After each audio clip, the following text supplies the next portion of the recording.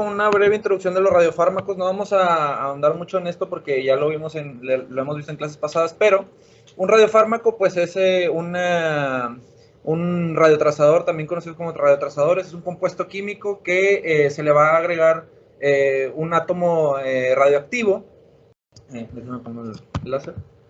Va a ser una molécula a la cual se le va a añadir un isótopo radioactivo y mediante distintos procesos se van a unir y luego posteriormente se van a administrar al paciente y se va a introducir en la gamma cámara. Posteriormente, mediante el proceso de aniquilación, pues una molécula positiva contra una negativa se van a aniquilar y van a emitir energía opuesta una a la otra en 180 grados y va a ser captada por los detectores en la gamma cámara. Posteriormente va a ser interpretada esta información y nos va a dar la imagen que vamos a ver un poquito más adelante. Entonces, el estudio de PET-CT, de PET primeramente, pues nos va a dar estas imágenes en escala de grises, a las cuales si le aplicamos una proyección de máxima intensidad, nos va a dar esta imagen tridimensional de todo el paciente y de toda la distribución normal de cada fármaco, a lo cual posteriormente le vamos a fusionar los estudios de CT y nos va a dar estas imágenes le vamos a poner una gama de colores a esta intensidad en escala de grises y nos va a dar estas imágenes en colores, dependiendo de los colores, ¿verdad? Es a preferencia, pero nos va a dar estas imágenes azules, verdes o rojas, dependiendo de dónde sea el metabolismo más elevado de cada radiofármaco. Muy bien, estos son los radiofármacos que vamos a ver el día de hoy. Vamos a comenzar primeramente con el FDG. Muy bien, el 18-FFDG, también conocido como fluorodesoxiglucosa, es un análogo de la glucosa y es el radiofármaco más utilizado en estudios de PET-CT. Nosotros nos vamos a enfocar un poquito más hacia las utilidades en materia oncológica. Sin embargo, pues tiene muchísimas otras utilidades, ¿no? La vida media va a ser de 109 a 110 minutos y la dosis es de 10 a 20 milicuries en adultos y 0.14 milicuries por kilogramo en niños. Muy bien, el mecanismo de acción, el FDG persigue el método de actividad de incremento de la actividad glucolítica. Entonces, el FDG va a ser transportado hacia el interior de las células, semejando a la glucosa, por los transportadores GLUT, y dentro de la célula va a ser fosforilado por la exoquinasa a FDG6-fosfato. El FDG6-fosfato posteriormente pues ya no puede ser degradado más allá en la vía glucolítica, entonces va a mantenerse en esa forma dentro de la célula. Entonces esta es la forma en la cual nosotros podemos detectarlo mediante el estudio de PET. ¿De acuerdo? En general, pues el metabolismo de la glucosa incrementa con la diferenciación celular y el crecimiento del tumor. Entonces, vamos a ver ahorita un poquito más adelante, dependiendo de qué tumores estamos buscando, va a ser específicamente el radiofármaco que vamos a utilizar. ¿De acuerdo? Entonces, la distribución fisiológica del FDG, pues principalmente, pues como el cerebro utiliza a la glucosa como su principal fuente de energía, pues va a tener una acumulación fisiológica alta en la corteza, en los núcleos basales, en el tálamo. Y pues vamos a ver que el FDG va a ser bueno sí se puede utilizar para la detección de tumores intracerebrales, pero como tiene una alta captación esta zona, pues no va a ser así como que muy utilizable. Ahorita vamos a ver un poquito más adelante los otros fármacos. También tiene acumulación en el miocardio, también en las glándulas salivales, cuerdas vocales, en las amígdalas palatinas o en el tejido linfoide en este caso, hígado, vaso y la eliminación por las vías urinarias. Muy bien. Bueno, las indicaciones. Principalmente, como ya les dije, vamos a enfocarnos un poquito a la patología oncológica. Entonces, la gran mayoría de los pacientes por los que nos van a enviar para el diagnóstico es para la estadificación de cierto tumor que ya ha sido diagnosticado o para la búsqueda de un tumor primario de origen desconocido. O sea, en los nódulos pulmonares, pues para caracterizarlos, a ver si tienen actividad aumentada el metabolismo, para la detección de como ya dije, un tumor primario desconocido, o para estadificación y reestadificación de tumores que sabemos que tienen una actividad glucolítica aumentada, como por ejemplo el carcinoma de pulmón, el colorectal, los linfomas muy importantes, el melanoma, pues, y pues bueno, entre otros, ¿verdad? Casi la mayoría. Bueno, y también para valorar las respuestas a tratamiento. No nos vamos a meter mucho en el FG porque va a haber otra clase para esto, ¿de acuerdo? Entonces, algunos de los pitfalls que podemos encontrar en el uso del FDG, pues vean aquí este aumento en el metabolismo a nivel del miocardio. Hay ciertas indicaciones para los pacientes que tienen que seguir en cuestión de ayuno, debido a que una hiperglicemia al momento del estudio va a activar los transportadores GLUT a nivel del miocardio y nos va a dar estas imágenes de aumento de la captación a nivel del miocardio, y no hay que confundirlas con una metástasis a este nivel, ¿de acuerdo? También podemos observar en pacientes que hayan realizado un ejercicio intenso previo al estudio, hasta 24 horas antes del estudio, pueden presentar este tipo de captaciones a nivel del músculo, ¿de acuerdo? Entonces aquí podemos ver, recuerden que las imágenes que están en escala de grises son las imágenes de PET, y estas imágenes son las fusiones de PET-CT, ¿de acuerdo? Entonces, en estas imágenes de fusión, pues podemos observar un aumento en la actividad glucolítica, ¿de acuerdo? Un aumento del metabolismo. Este es otro ejemplo de una paciente con cáncer de mama del lado derecho, la cual fue tratada con quimioterapia, en la cual pues podemos observar dos pitfalls en este caso.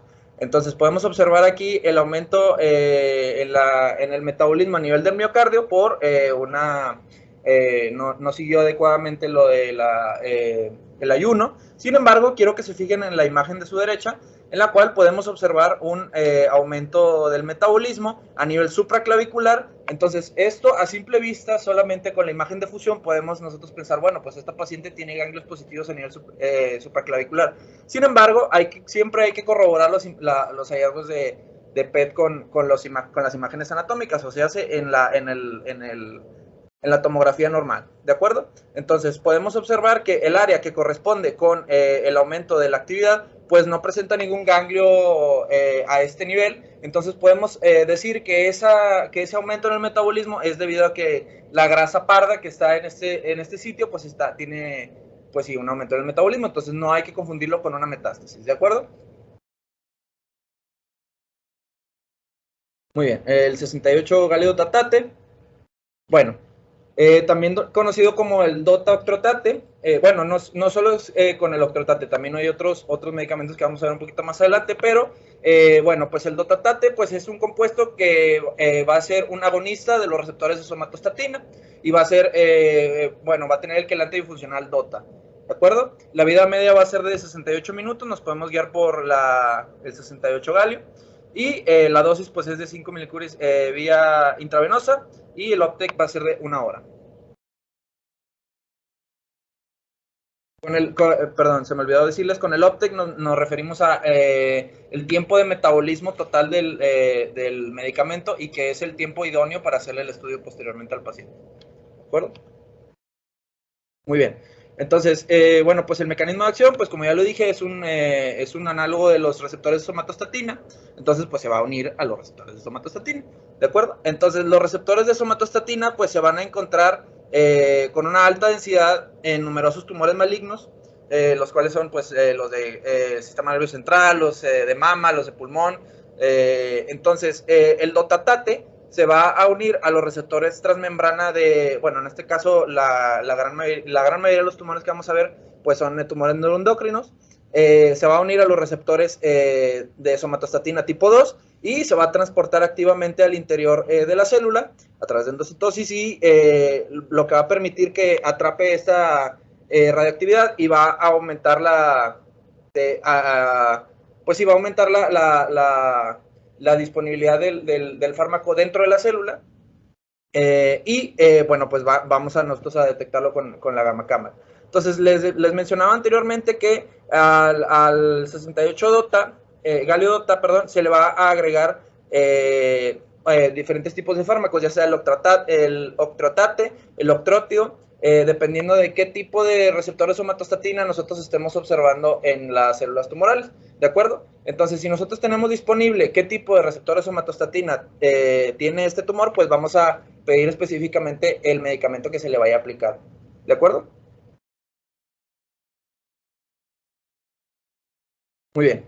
Entonces, la biodistribución, como podemos observar aquí, a diferencia del FDG, el dotatate no tiene tanto metabolismo a nivel de cerebro. Más que nada es en la glándula pituitaria, ¿de acuerdo? Entonces, también tiene a nivel de las glándulas salivales, a nivel de tiroides, hígado, vaso, eso es en casi todos los radiofármacos. Aquí muy importante, el proceso uncinado del páncreas, las glándulas suprarrenales y pues bueno, el tracto gastrointestinal va a ser variable en todos los radiofármacos, bueno, en la gran mayoría, y la eliminación por vías urinarias.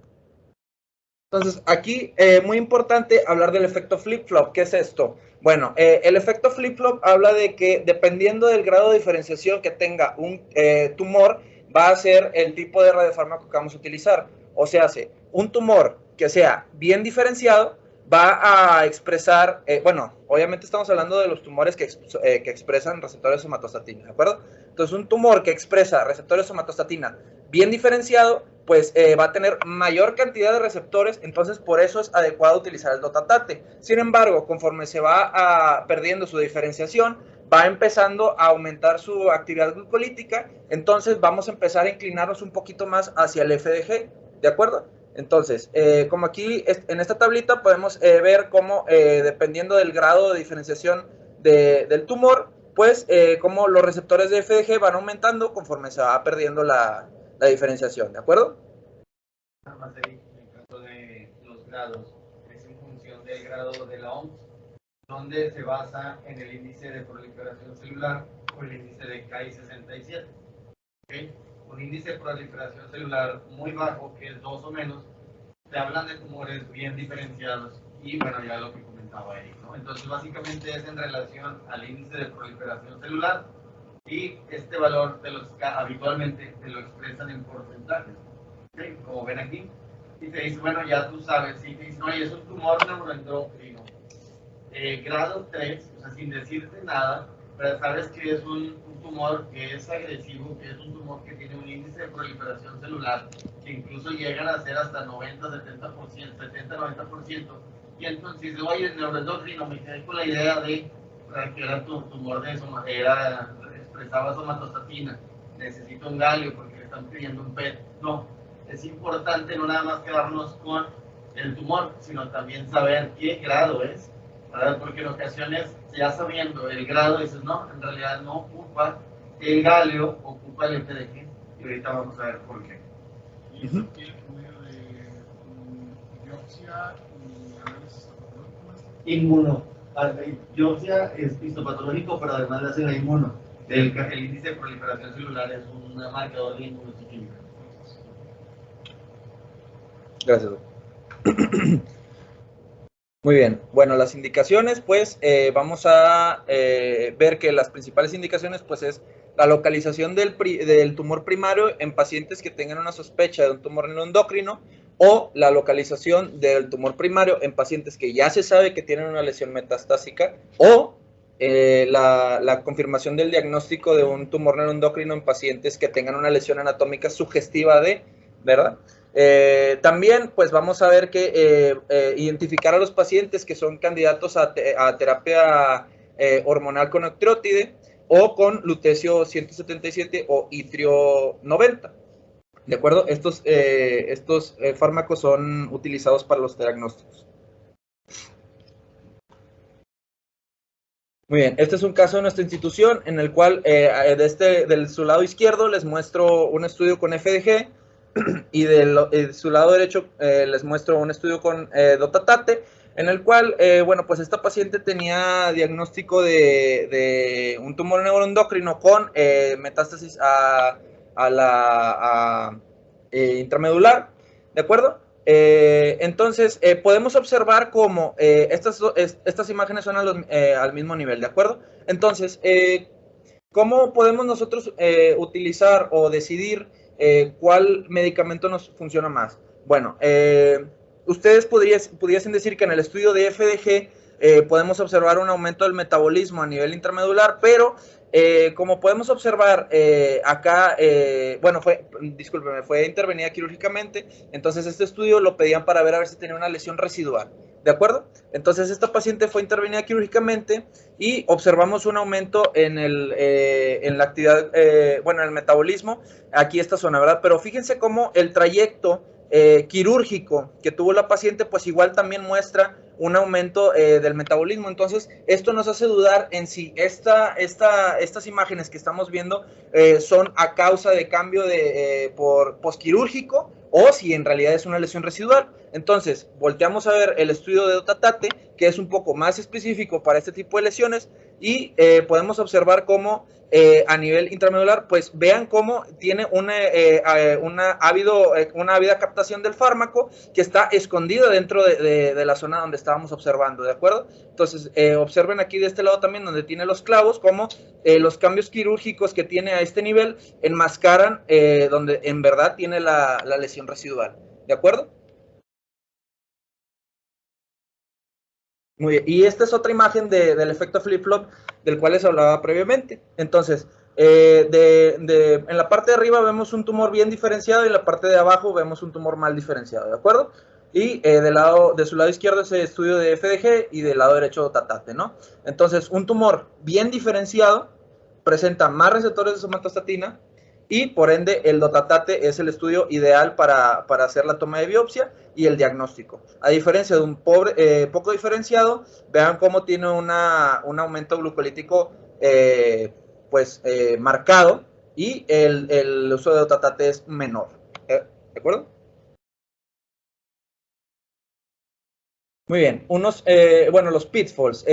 Como ya habíamos mencionado anteriormente, el Dotatate pues tiene una captación elevada a nivel del vaso y a nivel del hígado. Entonces, una esplenosis a nivel anterior nos puede hacer pensar en implantes peritoneales, ¿de acuerdo? Entonces, siempre es importante comparar las imágenes que nos da la fusión PET-CT con las imágenes anatómicas, porque debido a que si solo nos vamos con esta finta, pues podemos decir de que, bueno, pues este paciente tiene una lesión metastásica o un implante peritoneo, ¿de acuerdo? Los hemangiomas, bueno, la actividad osteoblástica a nivel óseo puede demostrar un metabolismo elevado del Dotatate debido a que los osteoblastos también expresan receptores de somatostatina tipo 2. Entonces, pues también en sitios como fracturas o displasias fibrosas podemos observarlo y como, les vuelvo a repetir, hay que siempre comparar las imágenes de PET con la fusión con las imágenes anatómicas, ¿de acuerdo? Para hacer el diagnóstico del hemangioma y no confundirnos con una lesión metastásica. Y como ya les había mencionado anteriormente, curiosamente, en el proceso uncinado del páncreas también hay una ávida captación del fármaco. Entonces, ¿cómo podemos diferenciarlo de una lesión metastásica? Bueno, pues usualmente a nivel del proceso uncinado, pues obviamente tiene una disposición tubular o en forma de bastón, por así decirlo. Tiene bordes bien definidos, a diferencia de las lesiones metastásicas que tienen bordes mal definidos, ¿de acuerdo? Y morfología irregular. Muy bien, el PSMA o el galio-PSMA. Bueno, primero que nada hay que definir que el PSMA es un antígeno del prostático, de la membrana prostática específica, ¿de acuerdo? Entonces, el PSMA tipo 2, pues, fue descubierta por primera vez en lesiones metastásicas del cáncer de próstata y por eso se le puso como antígeno de membrana prostático específico. Sin embargo, hay otros tipos de células que también expresan receptores de PSMA y no es exclusivo de estos. Sin embargo, pues los tumores de próstata son los que más ávidamente los expresan, ¿de acuerdo? Su vida media es de 68 minutos, la dosis es de 2.2 megabecquerels por kilogramo y el OPTEC es de 45 a 75 minutos.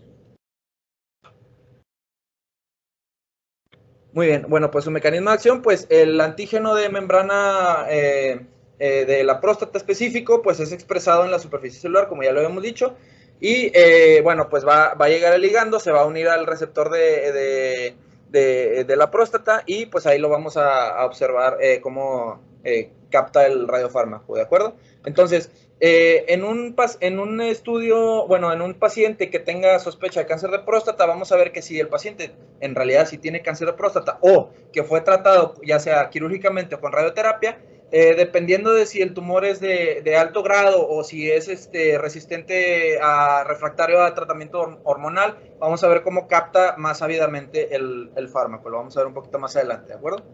Entonces, la distribución fisiológica, de nuevo, vemos cómo no tiene captación a nivel de cerebro, pero vemos que en las glándulas lagrimales, en las parótidas, en las submandibulares, pues sí tiene una ávida captación, ¿de acuerdo? En el hígado, en el vaso, y bueno, los ganglios linfáticos ahorita lo vamos a ver un poquito más adelante, y eliminación por vías urinarias, ¿de acuerdo?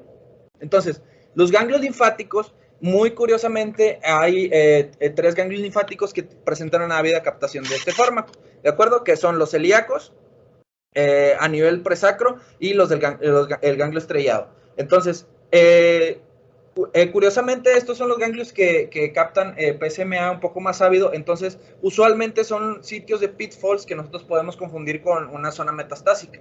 Entonces hay que conocerlos debido a que, pues obviamente como son pitfalls, no hay que, eso cambia la estratificación del paciente y obviamente modifica la conducta, ¿de acuerdo? Sí, perdón, simpáticos. Sistema parasimpático. Todo de los 3. O sea, por eso tienen avidez. Los mencionan en los artículos como ganglios linfáticos, pero sí colectados.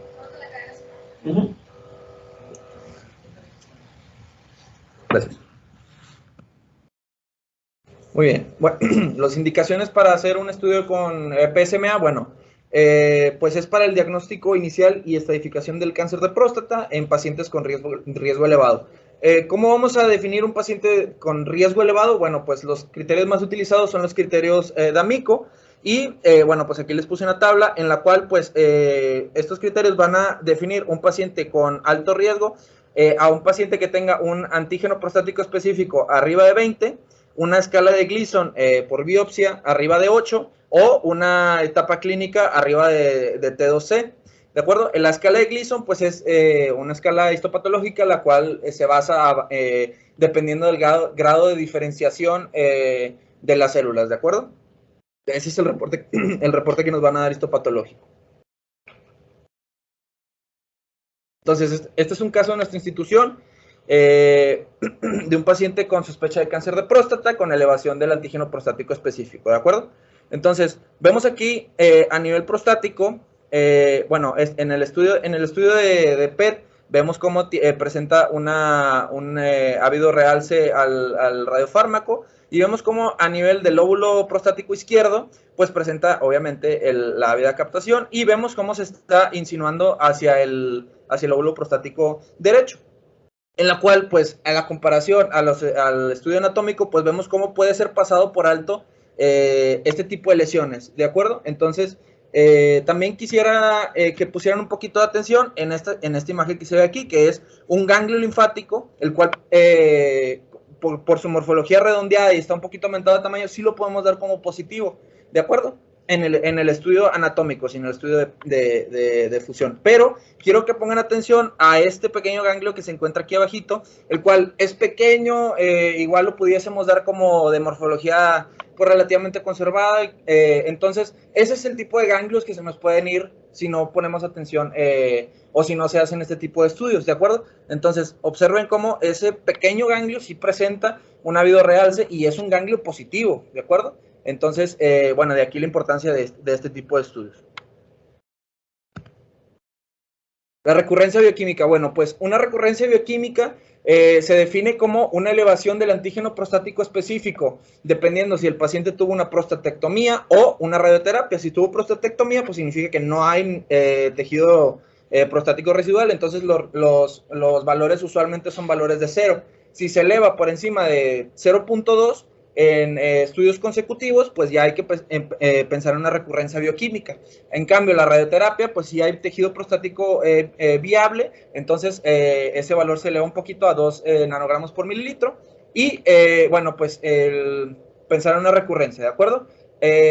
hasta el 50% de los cánceres de próstata pueden recurrir después de 10 años del tratamiento, ¿de acuerdo? Entonces, es por eso que se les hacen tan seguidos los estudios de antígeno prostático específico.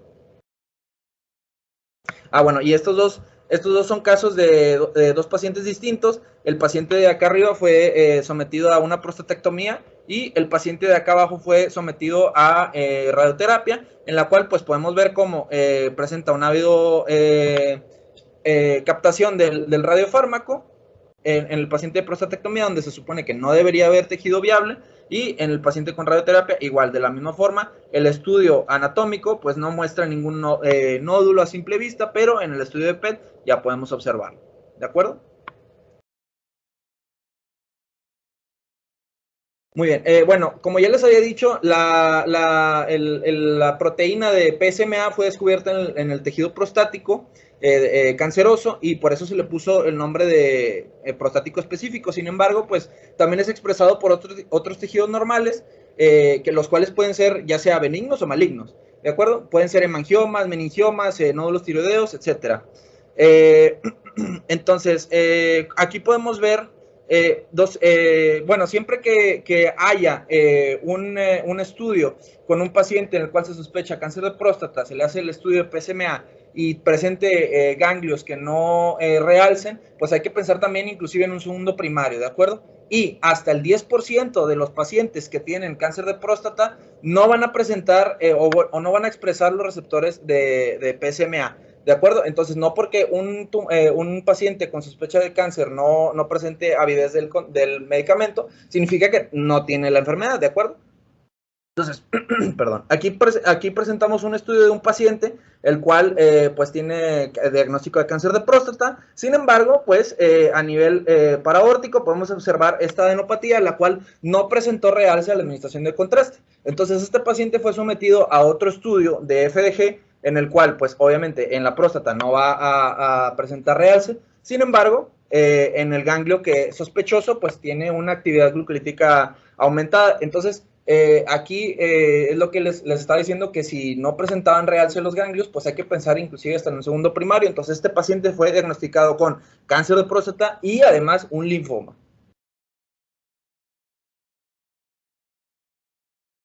Muy bien. Bueno, y como ya les había dicho, pues el PSMA no es exclusivo de la próstata, ¿de acuerdo?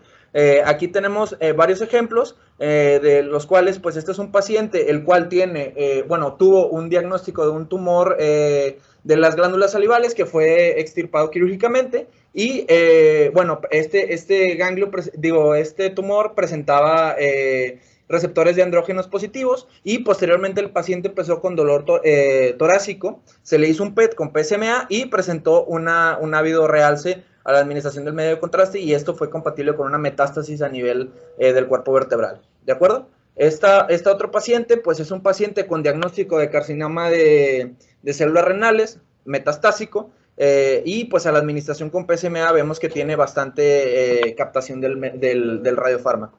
Y bueno, este paciente es otro paciente que tiene diagnóstico de glioblastoma multiforme recurrente, en el cual, como podemos observar, pues tiene un ávido realce a la administración del estudio de PSMA. Entonces, lo que quiero que se lleven de aquí es que el PSMA no es exclusivo de las tumoraciones prostáticas. Bueno, el estudio de NAF, bueno, es el fluoruro de sodio, su vida media es de 110 minutos, la dosis va a ser de 185 a 370 megabecquerels, y el uptake va a ser de 1 hora. Muy bien, bueno, el mecanismo de acción. El mecanismo de metabolismo esquelético pues está basado en el intercambio iónico, ¿no? El tejido óseo va a estar en constante recambio a través de la remodelación ósea, y esta remodelación va a ocurrir a nivel cortical principalmente. Los iones del NAF se van a intercambiar con los iones de los cristales de hidroxapatita y van a crear los cristales de fluorapatita. El metabolismo del NAF pues va a estar dado en función del flujo sanguíneo que tenga localmente la lesión que estamos sospechando, y la cantidad de remodelamiento óseo o la cantidad osteoblástica que tenga esa zona, ¿de acuerdo? Muy importante que zonas anormales de metabolismo del radiofármaco no significa que sean lesiones malignas, sino que hay un aumento en el recambio óseo en esa zona, ¿de acuerdo? Lo vamos a ver un poquito más adelante. Entonces, la distribución fisiológica de este fármaco, pues, como es un fármaco que va dirigido a los huesos, pues se va a depositar principalmente en el esqueleto axial y de forma un poco menos ávida en el esqueleto apendicular. Vemos como no tiene depósito a nivel de cerebro y la eliminación por vías urinarias, ¿de acuerdo? Este metabolismo va a ser de forma bilateral y va a ser de forma simétrica. En los pacientes pediátricos, muy importante, en las zonas de cartílago de crecimiento también va a haber un aumento del metabolismo en esta zona. Sin embargo, para diferenciarlo de una zona metastásica, vamos a ver que es bilateral y que es simétrico. Muy bien, bueno, las indicaciones. Inicialmente, pues, este estudio fue aprobado para el estudio de áreas con alteración de la actividad osteogénica. Sin embargo, actualmente se utiliza como método de detección de metástasis óseas en pacientes con cáncer. También es utilizado en otras enfermedades como la enfermedad de Paget o la osteodistrofia renal, pero, pues, como ya lo dijimos, principalmente es para la estadificación inicial, para la extensión de enfermedad metastásica y respuesta a tratamiento. Muy bien, este es un caso de nuestra institución de un paciente con cáncer de próstata, en la cual de su lado izquierdo tenemos a nivel del hueso ilíaco, pues esta imagen, esta metástasis, esta lesión blástica, la cual pues podemos observar fácilmente en el estudio anatómico y al estudio de PET pues vemos como hay un aumento en la remodelación ósea. En el intercambio óseo, perdón. Pero quiero que se fijen acá en la imagen de su derecha como a nivel del cuerpo vertebral, a simple vista en el estudio anatómico, pues no podemos observar la lesión metastásica que tiene. Sin embargo, en el estudio de PET podemos observar esta área bien delimitada en el cuerpo vertebral, ¿de acuerdo? Y bueno, pues obviamente ya en el estudio de todo el cuerpo, pues vemos cómo tiene muchísimas lesiones metastásicas, ¿de acuerdo? Este es otro paciente con diagnóstico de cáncer de mama, igual, de la misma forma, observen aquí en la cabeza femoral izquierda, en el estudio anatómico, la lesión blástica que corresponde con el recambio óseo en el PET, pero fíjense en el hueso frontal del lado izquierdo como si bien esta imagen pudiésemos decir que, bueno, pues tiene bordes escleróticos, tiene bordes bien definidos, pues tiene un ávido realce en esta zona. Entonces, estos son el tipo de lesiones que nosotros podemos pasar por alto en los estudios anatómicos, ¿de acuerdo? Y pues obviamente, bueno, aquí el estudio sale un poquito con los contrastes aquí alterados, pero pues tiene bastantes lesiones óseas esta paciente. Entonces, aquí también, fíjense, muy importante, hay ciertas articulaciones que van a presentar cambios osteodegenerativos, como la acromioclavicular a nivel del codo, que son simétricas y que pueden ser causas de pitfalls, ¿de acuerdo? Entonces, los pitfalls que quiero que se lleven de esta clase también es que no todas las lesiones que presentan un recambio óseo elevado son malignas, ¿de acuerdo? Entonces, este es un estudio de un paciente que tiene diagnóstico de artritis reumatoide, el cual pues vemos cómo presenta pues la afección de la articulación del hombro, del codo y de los huesos del carpo, ¿de acuerdo? Usualmente son simétricas y son bilaterales, ¿de acuerdo?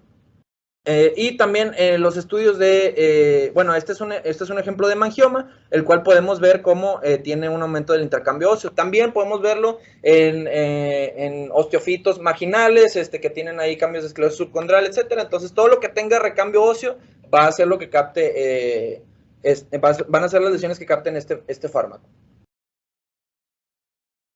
Nada más como comentario antes de pasar al siguiente fármaco, el PET-NAV es un estudio que es altamente sensible. Se va a detectar cualquier alteración ósea, puede ser por recambio, como por ejemplo trastornos degenerativos, trastornos inflamatorios, fracturas, hemangiomas, cualquier patología o cualquier enfermedad que condicione un incremento en esa actividad plástica o actividad osteoclástica del hueso. Tiene un poco más de especificidad el hacer el PET-CT con NAD que el gamagrama óseo. ¿Cuál es la ventaja que tienes? Pues que tienes la información anatómica. Para si solamente tuvieras en el gamagrama óseo este estudio, por supuesto que te dicen es una mujer, es un hombre con cáncer de mama, cáncer de próstata respectivamente, ¿verdad?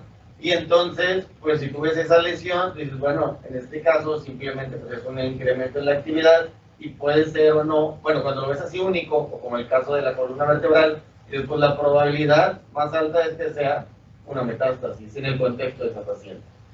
Por eso de ahí que la especificidad de los estudios de gamagrama es más baja, entre 40 y 50%, contra hasta un 75-80% de especificidad del PET-CT, simplemente por agregarle la parte anatómica.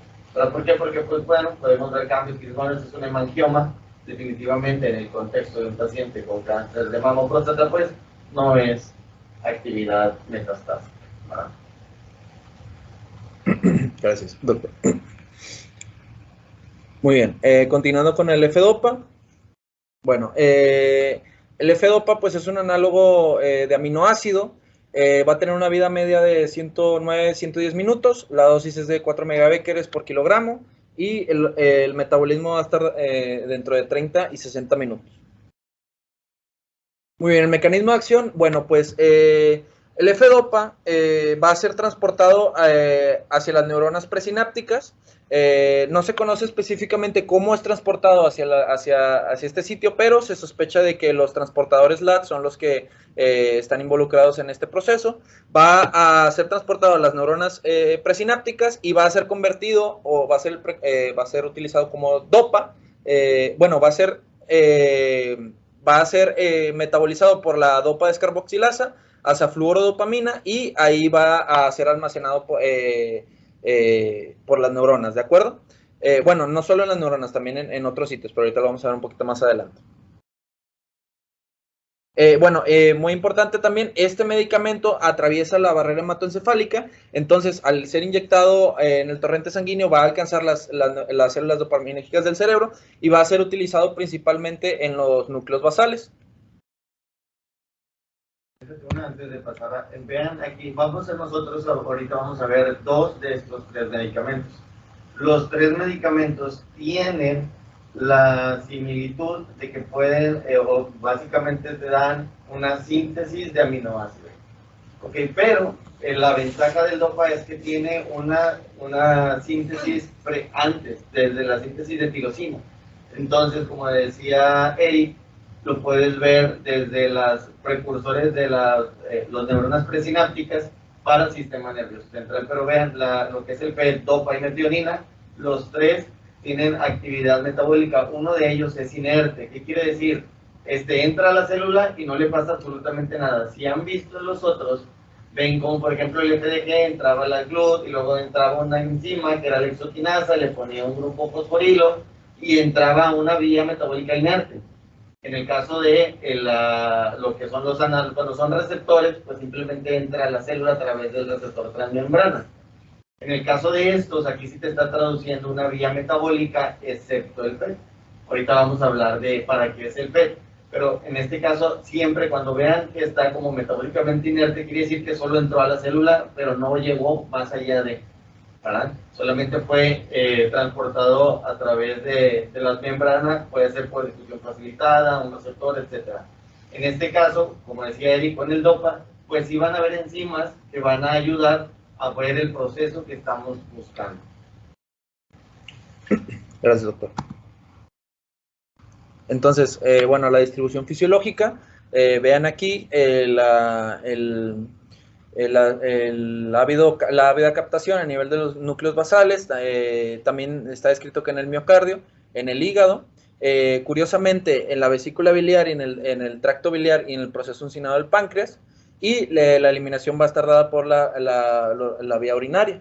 Entonces, aquí les puse el uso de carbidopa debido a que para la preparación de los pacientes se utiliza este medicamento, el cual es un inhibidor de la descarboxilasa de dopamina, ¿de acuerdo? Entonces, para nosotros hacer que el medicamento se encuentre más biodisponible a nivel cerebral, utilizamos la carbidopa para eliminar o inhibir la descarboxilasa y hacer que el medicamento se encuentre en una mayor concentración a nivel plasmático y disminuir obviamente su eliminación renal.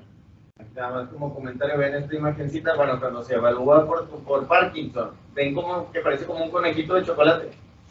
No sé si lo, digo, ya con mucha imaginación, ¿verdad? Ahí está, aquí está ¿cómo se llama? Las orejitas y acá está el cuerpo, ¿verdad?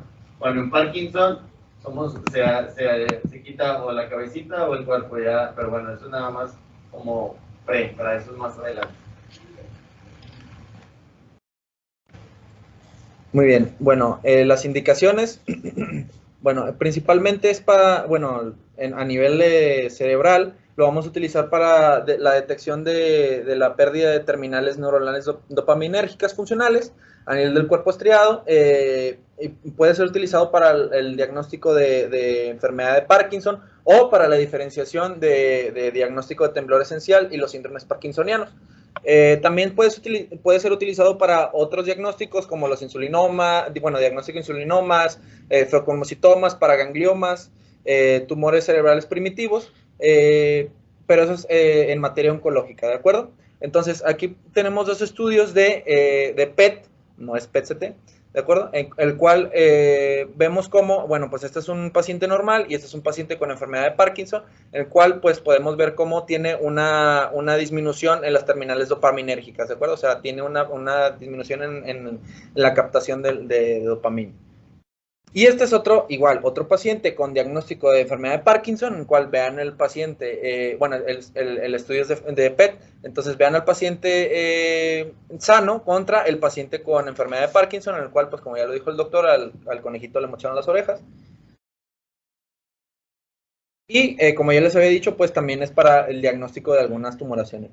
Vean este caso de un paciente con un astrocitoma de bajo grado, el cual se encuentra a nivel frontal. Este paciente fue operado y se le hizo el estudio para evaluar la lesión residual. Entonces, el estudio de su lado izquierdo, pues es un estudio de FDG, este es un estudio con F-Dopa y pues una resonancia magnética de cerebro en secuencia FLAIR, en la cual pues podemos ver cómo el FDG, como ya les habíamos dicho, pues el cerebro tiene una ávida captación en general del FDG y podemos observar cómo el sitio donde estaba el tumor pues presenta un aumento en la actividad glucolítica, pero es tapado un poquito por la actividad glucolítica que lo rodea. Y vean cómo en el estudio de F-Dopa observamos cómo la lesión es muchísimo más grande que en comparación con el FDG, y vean cómo la lesión se está cruzando inclusive la línea media en sentido contralateral, y lo podemos corroborar con en retrospectiva con el estudio de resonancia magnética en FLAIR, como vemos aquí esta área que podemos confundir inclusive con edema, ¿de acuerdo? Los pitfalls, bueno, como ya les había dicho, curiosamente, el proceso uncinado de nuevo cae en esta categoría. Entonces, muy importante que si nosotros vemos en esta zona, no hay que pensar en una lesión metastásica o en un tumor, sino que hay que evaluar la morfología con el estudio anatómico, ¿de acuerdo? Y, como ya les había dicho, a nivel de la vesícula biliar también puede presentar una ávida captación del fármaco, entonces importante no confundirlo con otra lesión, ¿de acuerdo?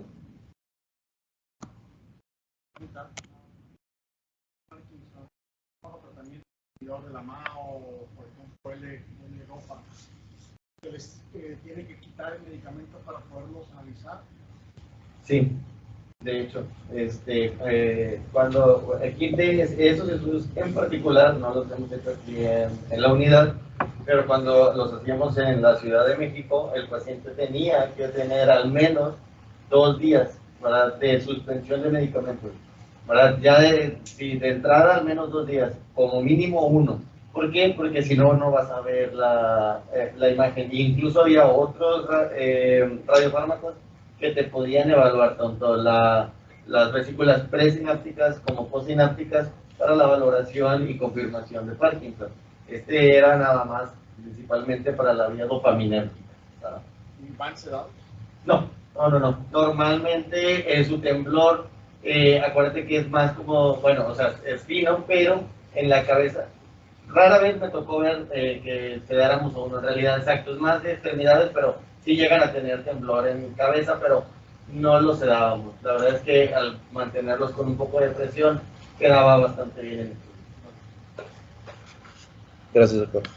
Bueno, pasando con el FET ahora. Bueno, pues igual este es un análogo de aminoácidos. Entonces, vamos a ver que las células tumorales van a presentar un aumento o una sobreexpresión de los transportadores de aminoácidos. Entonces, es aquí donde el FET entra a brillar, ¿de acuerdo? Entonces, bueno, pues el mecanismo de acción del FET, pues como ya lo hemos visto, no se conoce específicamente cómo es que funciona o cómo se transporta dentro de la célula, pero se sospecha que los transportadores LAT, en específico los LAT1, son los que transportan al FET dentro de la célula. Entonces, la célula tumoral va a tomar al FET, lo va a utilizar para la síntesis de aminoácidos, pero como no puede ser metabolizado por sus características, va a ser metabólicamente inerte y va a pausar la síntesis de aminoácidos. Entonces, eso es lo que vamos a utilizar nosotros para la evaluación de los tumores, ¿de acuerdo? Ahorita lo vamos a ver un poquito más adelante. La distribución fisiológica, bueno, pues en el cerebro, pulmones, hígado, vaso, a nivel del páncreas, de nuevo, el tracto gastrointestinal va a ser variable y la eliminación por vías urinarias. Bien, las indicaciones. Bueno, pues primeramente para la caracterización de los tumores cerebrales o la estratificación, para determinar específicamente si lo que estamos viendo a nivel cerebral pues es una tumoración de alto grado o de bajo grado, ¿de acuerdo? Para selección del mejor sitio de biopsia en zonas heterogéneas, para la planeación quirúrgica o para saber si un tumor se transformó de uno de bajo grado a uno de alto grado y obviamente para el pronóstico del paciente. ¿De acuerdo? Entonces, para nosotros decidir si es de alto grado o de bajo grado, tenemos estas tablitas en la cual, bueno, pues esta es una tabla normal de un estudio dinámico de FET.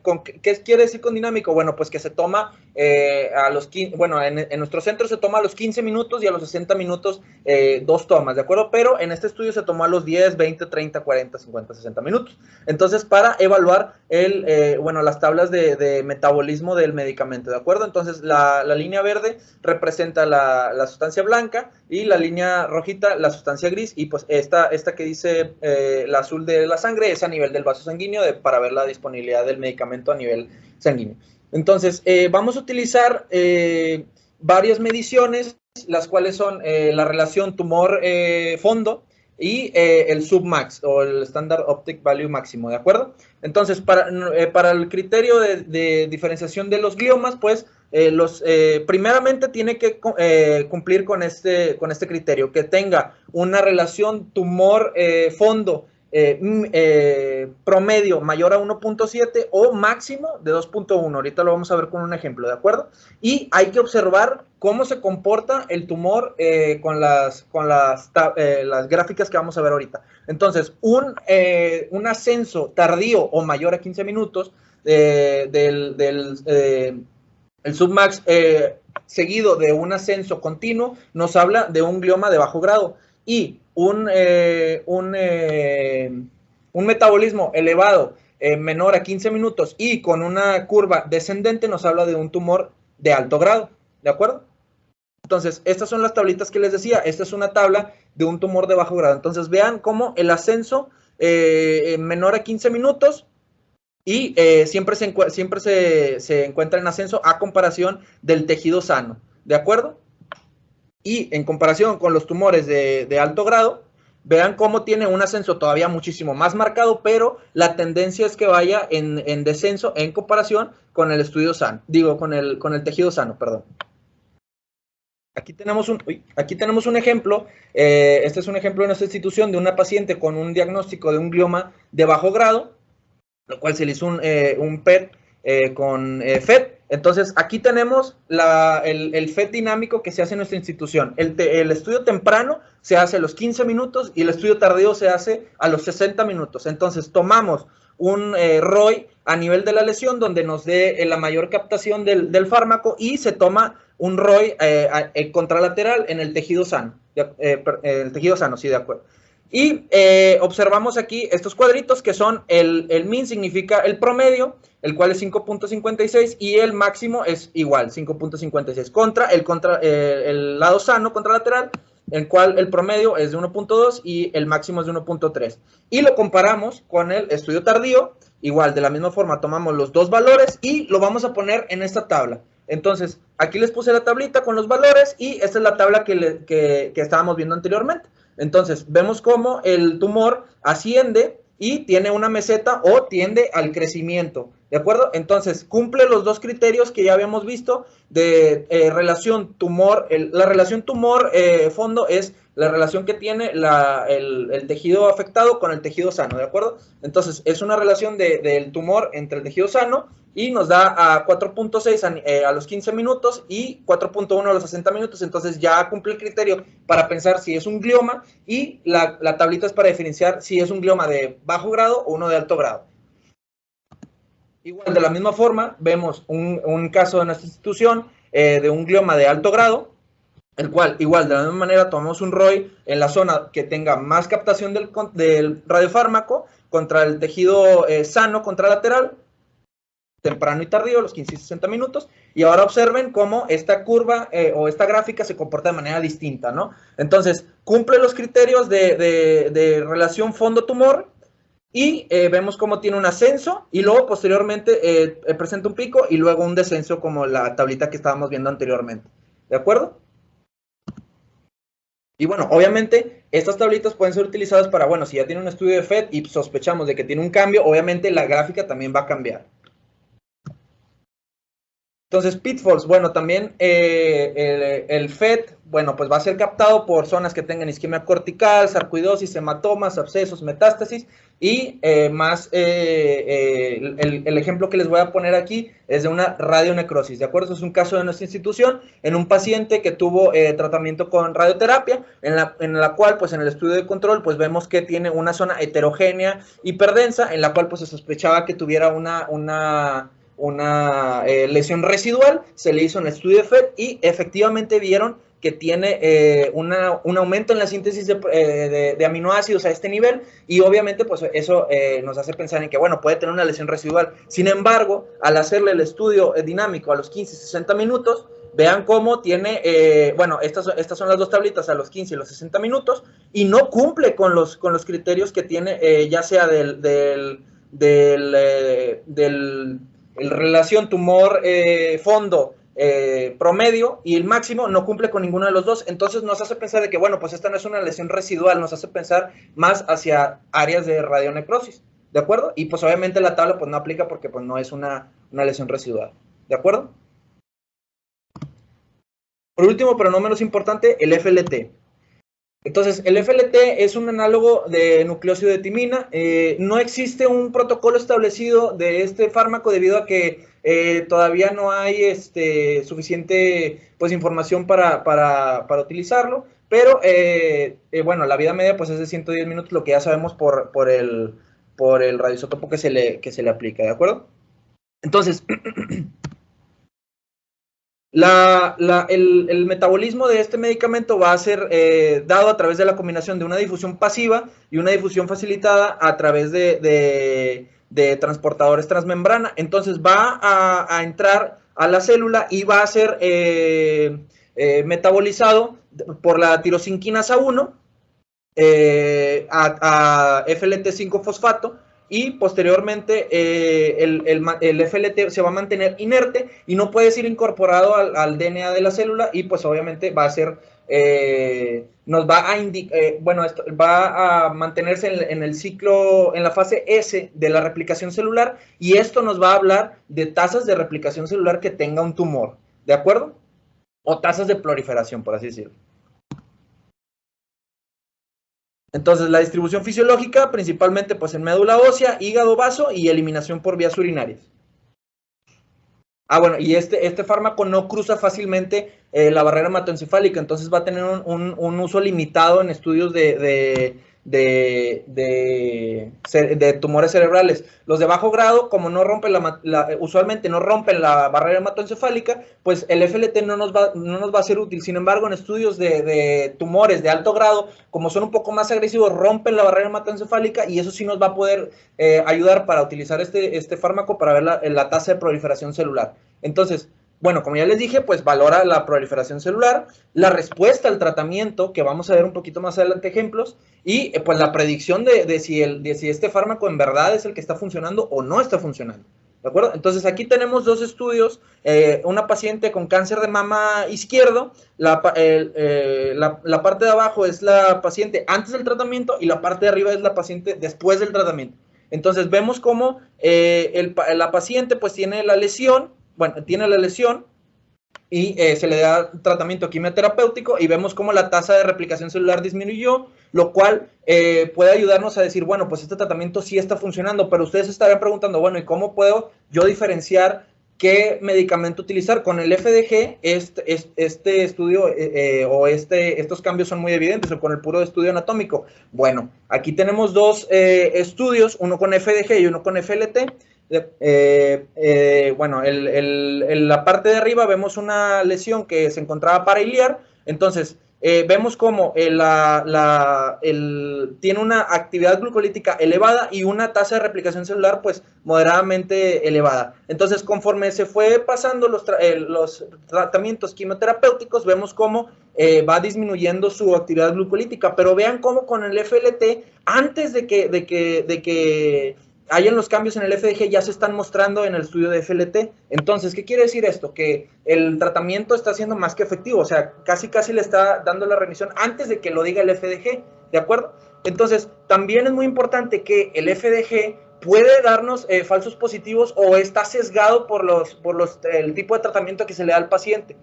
¿Qué quiero decir con esto? Aquí tenemos un estudio de una paciente con una tumoración a nivel pélvica. Estos dos son estudios con FDG y este es con FLT y el último es con FDG, perdón. O sea, glucosa, FLT, glucosa, pues, para que no se confundan. Entonces, vemos cómo la paciente, posterior al tratamiento quimioterapéutico y quirúrgico, vemos cómo la captación o la actividad glucolítica a este nivel está, obviamente, marcadamente disminuida. Sin embargo, vean aquí, en esta zona, lo cual, bueno, sospechamos que esta zona es por donde entraron para hacerle la intervención quirúrgica, y vean cómo esta zona sí tiene una actividad glucolítica elevada.